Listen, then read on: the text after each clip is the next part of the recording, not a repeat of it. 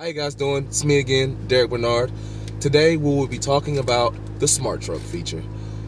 But before we start talking about it, let's turn it on first. So what we're gonna do is we're gonna go into settings, and then we're gonna go into, settings, user settings. We're gonna go to the door. We're gonna scroll down here and make sure we turn it on, because when the vehicle comes from the factory, they're gonna turn that one off. So now that we got the smart trunk turned on, we're gonna go ahead and turn the car off. Then we're gonna step over here.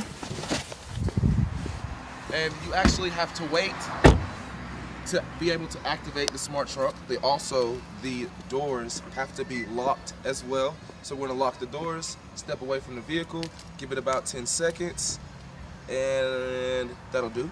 So if you will, just follow me over here. And then you would just simply stand right behind the trunk. You see the lights flash? And voila, the trunk opens, just like that. And that right there, you guys, was a smart trunk feature. And this is a 2019 G70. Thank you guys for watching. See you later.